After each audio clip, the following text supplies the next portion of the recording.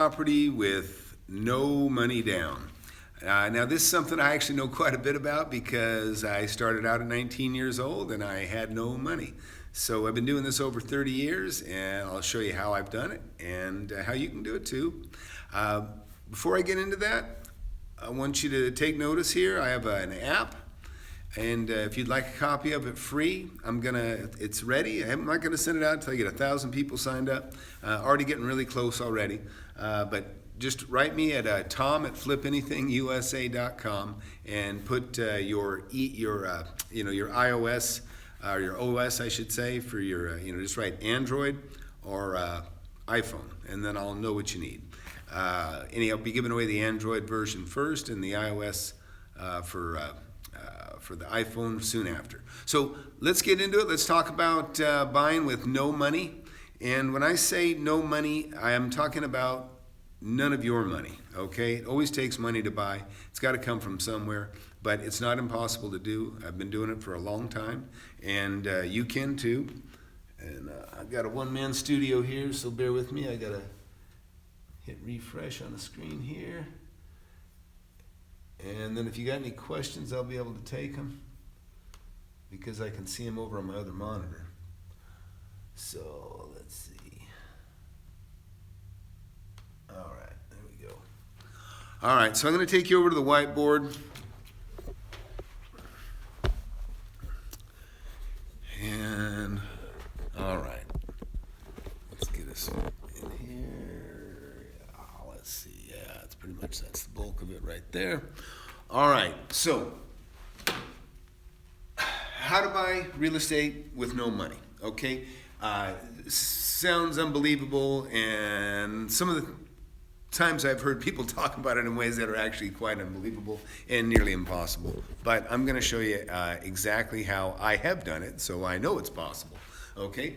So first of all, the only way you're going to really be able to buy a property with no money down is you have to have your bases covered. When I say that, I mean you got to have a deal. You got to have a very good deal, okay? And there's reasons for that. We're going to get into it.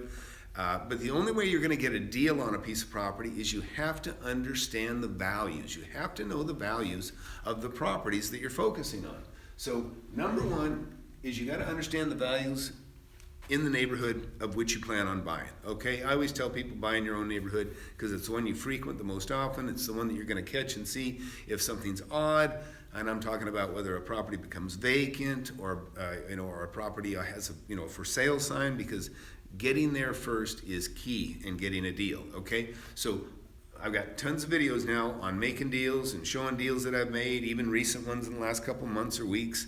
And you'll know that I always say, be relentless, be there first. That's key.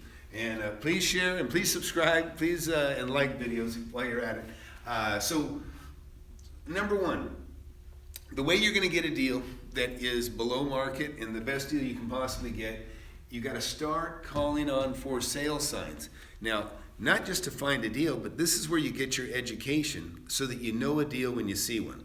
Listen, I've lost tremendous deal once or twice, not very often, but I've lost some really good opportunities because I was looking before I was prepared for the neighborhood that I was looking at. And so somebody handed me a deal and I wasn't quite sure it was a deal, and by the time I could figure it out, somebody else took me out. And so you don't want that to happen. So it's key that you start looking immediately and start understanding values in your area. So how do you do that? Okay, like I said, start calling on for sale signs. Now, not just that, you're going to talk to the agents, okay, that have these signs up. And make them your friend. Talk to them, tell them that you're interested, that you're a player, you're going to buy, and ask them for their opinions. What do you think? What's a deal in this neighborhood? Because they probably, in the beginning, they know better than you, but before you're done, you're going to know probably better than they do. So always talk to agents.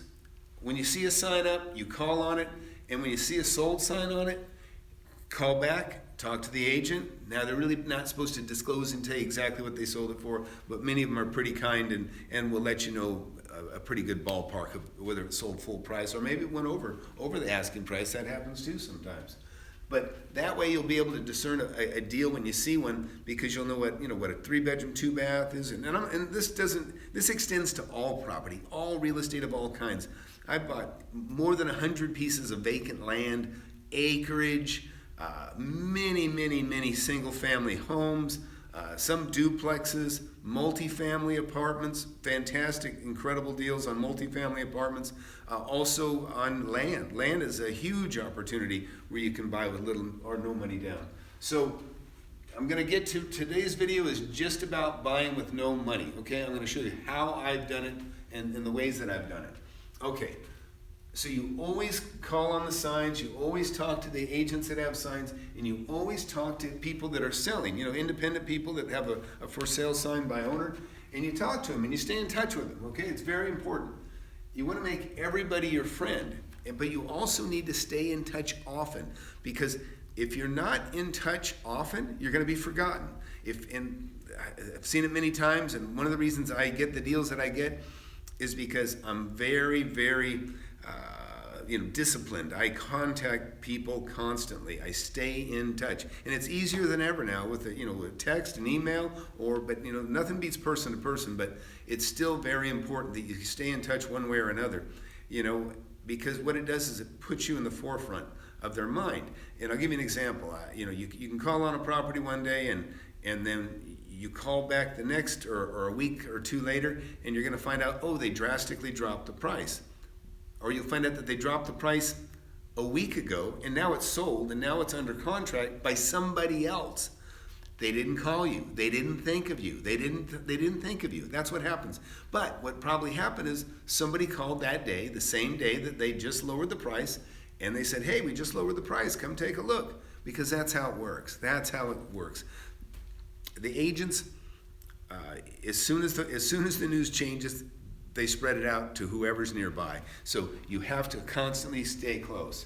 Okay, so make everybody your friend. Okay, also let everyone let everybody that you are a buyer of deals. Always make it clear that you buy. Any agent you talk to, say, look, I'm a buyer, but I'm always looking for a good deal. I don't want to buy just anything. I'm looking for something that's a good deal. Otherwise, you'll get handed all kinds of stuff that is just an average deal, and you don't want that. Okay. When you do all these things, now you're building your own personal database in your mind. You're going to understand that, when you look at enough 3-bedroom, 2-baths or whatever, or land or vacant land or 1-acre or 2-acre lots, whatever, you're going to know. And if maybe they have sewer, maybe some has a water meter. These are all things you'll figure out as you discover a neighborhood. And it depends on what type of property you're looking at.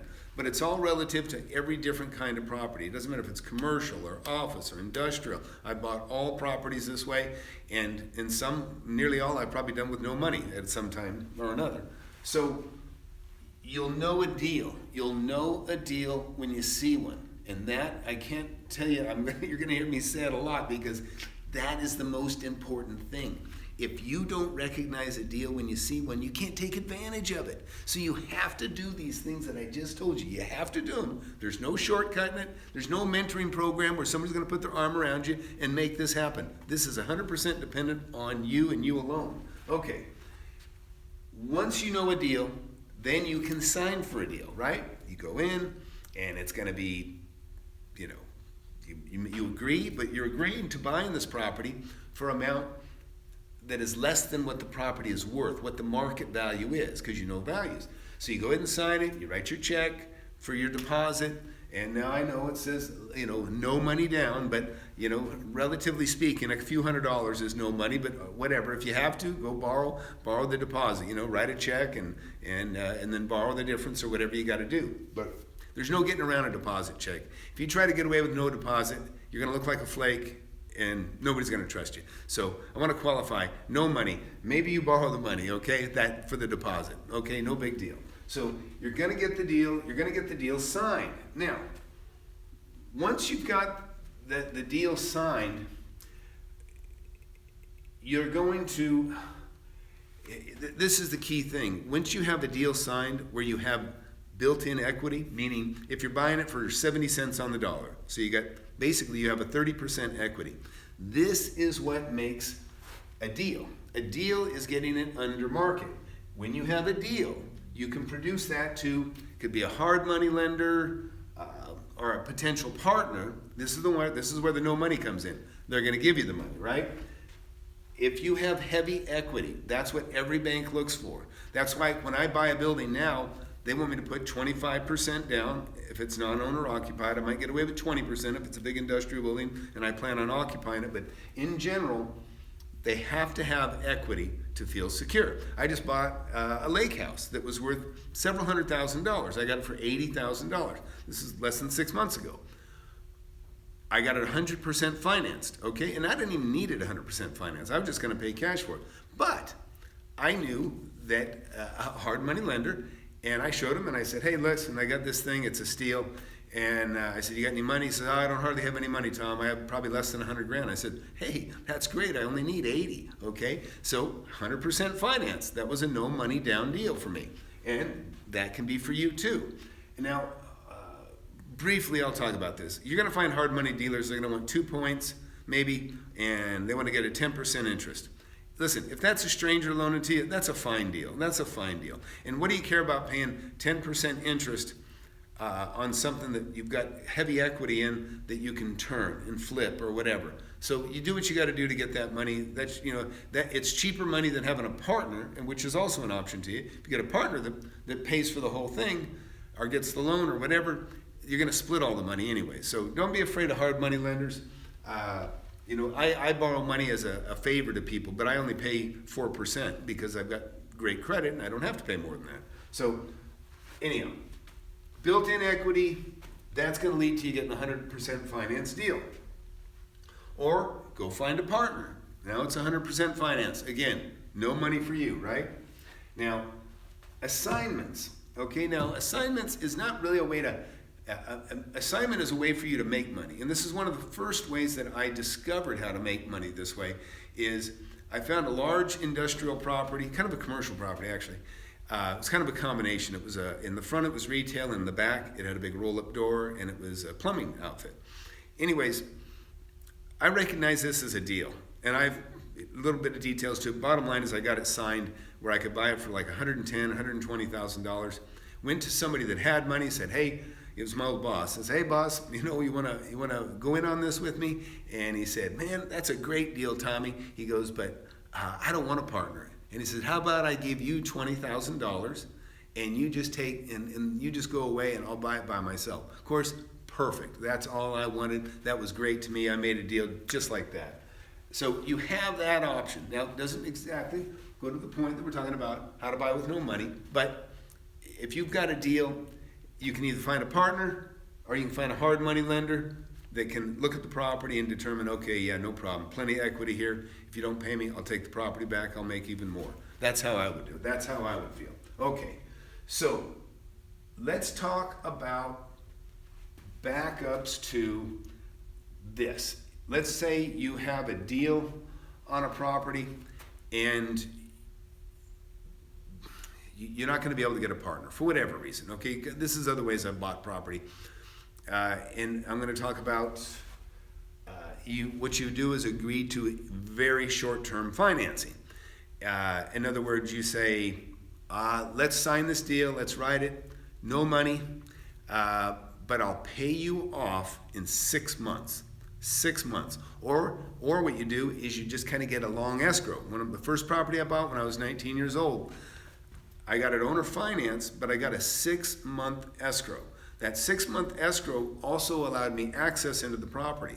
So I turned the lights on, I moved into the property, moved my company into the property. I was starting a cabinet shop at the time. So I had no payments now for 6 months. So that allowed me to save.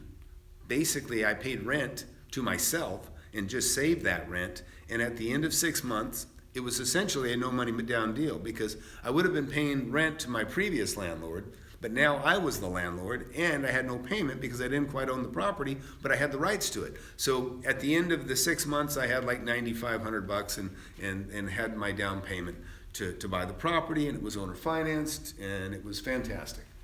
Okay, that's one way, okay? Another way is, if you don't get the extended term like that, to get your money, so in other words, you use the property that you have, but you have the freedom to use it to make money with it until closing. And then, so you're using the property to make the money to come up with the down payment to buy it. And then, of course, the rent after that takes care of the payment. Contract for deed. Contract for deed is something I haven't used that often, but I really, really like this tool. I bought one of my first homes with this. It's probably the third or fourth home that I actually lived in. But I'd owned a lot of real estate by now. But I found this property I wanted to buy, and told the owner, I said, look, I'm gonna have, I can pay cash for this thing here in about, 6 months, and can we do a 6-month escrow? And I said, I'll just pay you rent. And he said, well, let's do a contract for deed. He wanted to have a contract for deed. Now, what that means is it's almost kind of like a lease option to buy, kind of. Not quite the same, but it's a contract that says I'm going to pay him, and maybe in my deal is I was paying the electricity, I was paying all the utilities, of course, because I was living in the place, but I was also paying the taxes on and any upkeep that there was, and then at the end of, I think, 6 months or a year, I don't even remember exactly, I would come up with the rest of the money to buy the whole place. In the meantime, every payment that I gave him, he was giving me a little bit of credit towards purchase, because part of that money I was paying him was paying part of the mortgage. Or I'm sorry, he was paying part of a mortgage he had, but so he allowed a certain amount of it as principal. But even if it's interest only, in his mind, it doesn't matter. You're getting the property held for you until you can get a loan. But essentially, this isn't necessarily a purchase, but it's a way of getting time, and it's a contract for a deed, okay?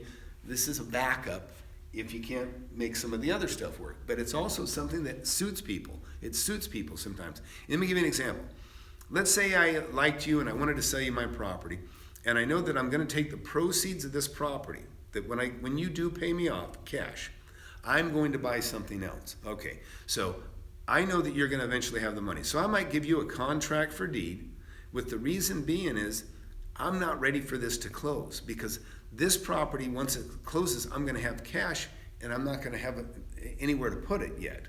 So what I might do is say, give you a contract for a deed, and now while we're waiting for you to get your contract, for that expires and you have your money to pay me, I am going to go look for the next property that I'm going to buy with your money. So that's a reason that somebody might give you a contract for a deed. They don't want to close the deal, because as soon as it closes, then they either have to have an accommodator, the clock starts for deferring taxes, in other words, deferring the gain off this property into another. So anyways, that's just another reason for contract for deed. Okay, so the other backup to that is, like I wrote here, is a long escrow. And a long escrow serves you if you can have access to the property. It buys you more time. And even if you don't have it, it buys you more time to go find a partner or to go find a hard money lender.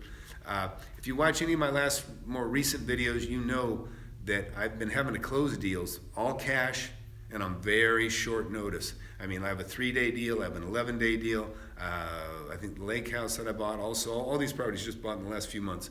The lake house, I think also, I think I bought that inside of 3 weeks, and that actually was a long escrow compared to the other ones.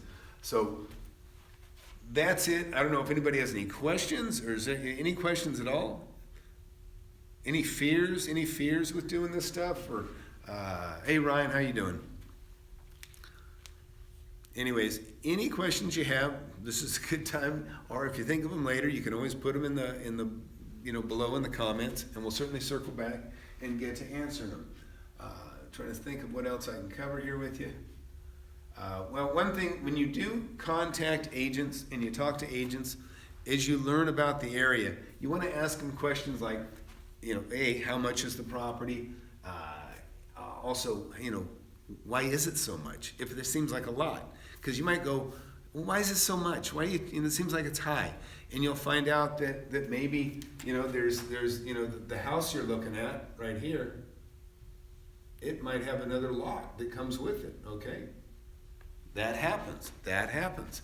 And so a lot of times you're going, well, that seems high, And anyways, I can give you a perfect example, and this is actually a deal I lost recently. Actually, less than a year ago, I lost this deal. And so let me explain what this was. Because believe me, you're gonna have failures, the failures you're going to learn from like no others. So I had a guy,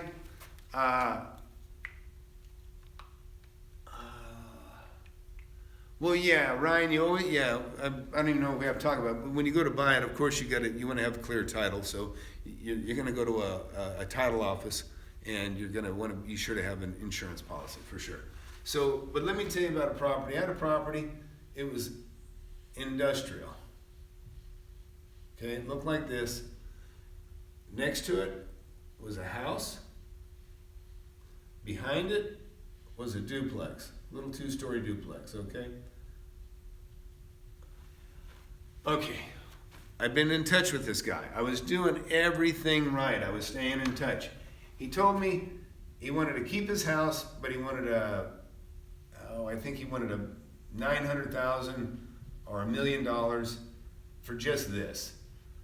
Maybe $1 million with this other property here. But he did not want to sell the house. He didn't want to sell the house. So all of a sudden this thing shows up on the MLS, and I see the pictures, and he wants $1 million. And I'm like, it's probably too much. Yeah, it's too much. I'd already talked to him enough. Well, I talked to another investor, find out he bought it. I go, are you kidding me? How do you make sense of that? He said, well, he goes, a building and a duplex and a house. I go, what do you mean a house? He said, yeah. No, I got the house with it. I go, you got to be kidding me. So this guy, and again, this goes to what I say, keep in touch, be relentless, otherwise you're going to be forgotten. This guy should have called me. In fact, I even helped this guy get a contractor for his underground. I can't believe he didn't call me. But anyways, it happens. I'm not really surprised at all. So this is what happened. He'd been talking about these two properties, this one and this one together, okay, for $1 million. Just a little bit too much. Just a little bit too much. He didn't want to sell this one. Well, now he puts it on the, in the MLS and gets an agent, and he includes this one. But I talked to him so much, I already knew it wasn't included. That made it a beautiful deal. So I lost it. That's what happened. All right. Okay, great. Hey, Stacy, glad you're here. Okay, Stacy, if you buy 60 acres and split it in 1 to 2 acre sections, but it's owner financed, how do you sell off the tracts since the owner still has the deed? Okay, so Stacy, you're talking about buying 60 acres and it's being owner financed by somebody else. Okay, so let's say you put 20% down and let's just say, how much are you paying for the property? Just give me a ballpark. It doesn't really matter, but I'll wait for you to answer.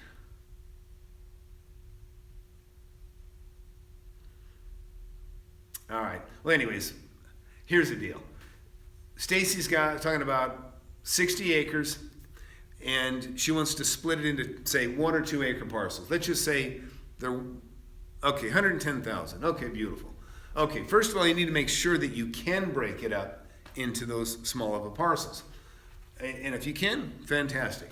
So let's just say you're going to break that 60 acres into 2 acre parcels. Okay, so you're going to get 32 acre parcels out of this thing. So what did you put down on this? 20%, or what do you think you're going to put down on this? And my next question is going to be, what do you think you can sell the 2 acre parcels for per each? Because what I would do is what you're going to do is you're going to you can go ahead and do everything you're talking about. You can break it up just like you're saying, but depending on how much money you get per 2 acres, you may have to go ahead and put those in escrow and kind of close a few of them concurrently so that you have enough money either to pay off the guy that you owe the money to, or you may go back to him and say, let's get a drawdown agreement. And what you would do is you'd tell him that every time, let's just say you have these 2 acre parcels, and let's just say you're going to have 32 acre parcels, and you're going to sell them for $10,000 a piece. Okay, so you make an arrangement for this guy with the person that you bought it for. He's going to release his interest in each of these 2 acre parcels as they're sold, and if you're selling, let's just say you're selling them for $10,000, he will agree to release them for $8,000 per parcel, okay? Because at $8,000 per parcel, you're going to have him paid off in like 12 parcels, right? 12 times 8 is 96,000. So with the first 12 sales, he's going to be paid off, and then the balance of those will be your own. Okay. You're buying it for $2,200. I don't understand what you mean by that. I understand you want to sell them for 8 to 10. So anyhow, the bottom line is this, Stacy. The numbers don't matter that much. Let me explain how it works. So what you do, make a little room here. Okay. So here's your lot. Let's just say this is your acreage, okay? And you're breaking this into, we'll just say that's 30 parcels, okay? Let's just say it's 30. Goes on. Okay. You're putting, what'd you tell me you were putting down? I don't know. Well, I'm just going to assume that you're going to put 20,000 down. So you owe 90,000.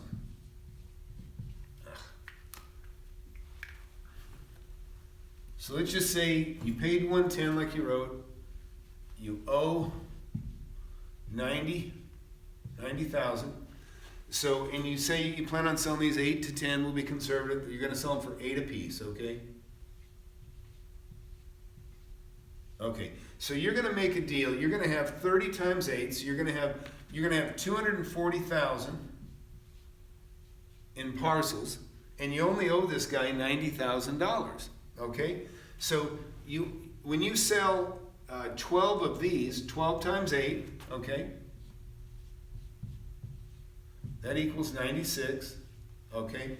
So you can make a deal with him, say, look, we want to pay you off incrementally, and we want to give you, maybe you don't even want to give him 8,000 per. Maybe, worst case, you just give him the full price as you sell him, okay? You give him 8, and after 12 lots, he'll be more than paid off. And what you can tell him is that every time you make a sale, you're going to give him the whole 8,000. If you can talk him into taking 6,000, that's probably even better, because if you do it at 6,000, okay, 6,000, you give him 6,000, you keep $2,000 for yourself. So after 15 lots with the 6,000 each, you're selling them for 8,000 each, but after 15 lots sold at 8,000, you keeping 2 for you, 6 for the note holder, I'll just say the owner, the previous owner, okay? So 15 times 6, there's his 90,000 right there, okay? So after 15 lots, by the time you burn up half of the property, you'll have $30,000 in your pocket. You will have recouped your money down plus whatever probably you spent on doing the subdivision. And now you'll have the remaining 15 lots that you're going to sell on your own. But now you get all the money, because he'll be clear by the time he gets here. That's not uncommon at all. You can ask him. It's not going to happen probably, because you got to be a fool to do this. But sometimes people will come in with the idea of developing, and they want the guy that they owe the money to subordinate to a new second or the cost. You never want to do that. You never want to do that. As an owner, when you sell, you don't want to do it, because you'll be stuck with all the liens if he doesn't know what he's doing. So, but do you understand? Is that clear? I think everybody understands that, right? You just basically get the guy that owns it to do a release on each lot as they're going. He just releases it, he releases it, he releases it. But he's doing it for money. And it's a good way it's a great way to sell and buy and sell. It's not a problem at all. All right, now, okay. Well, Stacy, you're saying, so how do people buy the lots? Build. Yeah, I'm not sure. How do the people buying the lots build? Well, I assume they either have a builder or they are a builder. I mean, I've flipped a lot of lots to builders, lots of property. So, or sometimes people just buy a property with the intent of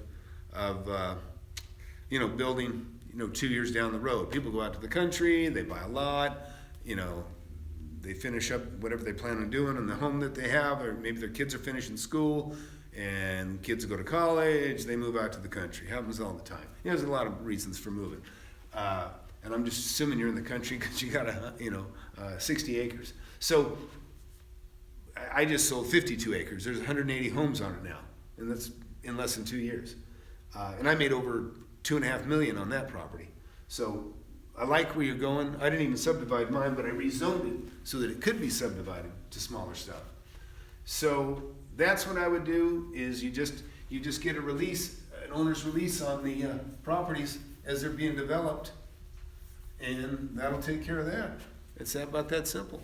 So if you're just now watching, please like the videos, please subscribe, and please get in line for, I got an app I'm giving away. It's 100% free, and I'm going to release it as soon as I have 1,000 people that signed up for it. Made a lot of money in real estate, been doing this since I was 19. It's a great lifestyle, and it is much easier than most people realize. It really, there is no school that can teach you what I can teach you. This is all experience, but you can learn it. I've just learned it by doing, and but I can probably shortcut you a lot and save you a lot of time. Okay, I assume they're saying there's a delay. Okay, gotcha. Understood. Thanks, Stacy. I appreciate the questions. But so look, I have 4 kids. I have 2 in college. I have twin boys, 14 years old. The purpose of my blog here is to leave a guidebook for my boys to follow. My family, we got Alzheimer's runs in my family. My dad died of it. My grandmother died of it. And I'm hoping I miss it, but I may not. And I'm kind of an old dad now. So I'm afraid that in 10, 15 years, I may not have the capacity to train my boys and to show them what I know. And that's probably when I'm going to be the most hungriest to learn. Although they're actually doing pretty good already. You'll see them in some of my videos too. But please like my videos. Again, please share and subscribe. If you can get on the notifications, that's a good way. Stacy, I asked her to get on the notifications last night. Her and her husband had been writing me. I told them I'll answer their questions if they come on live, and I appreciate it. And see, your questions help educate everybody else. So I really appreciate the fact that you did come back and ask me online, so everybody could get the benefit of the answers. So again, Tom at FlipAnythingUSA.com, and I don't sell seminars. I don't do any personal mentoring. Stacy and Wilbur can attest to that. They ask me to contact them. I get calls all the time for such things. But really, this is how I want to mentor. I want to mentor like this, and I want to do it in a communal way where we can all learn from each other. And believe me, the only payment I want is I want to see you make money, because if you're making money, it means I'm doing this right, and if I'm doing this right, it's going to serve my kids later on. So that's it for now. I'm going to say goodbye. So please stay in touch. Please join. Please subscribe. I'm going to be doing this, until I can't anymore, okay? So that's it for now. Flip Anything USA. Again, share, subscribe, and like. Thanks a lot.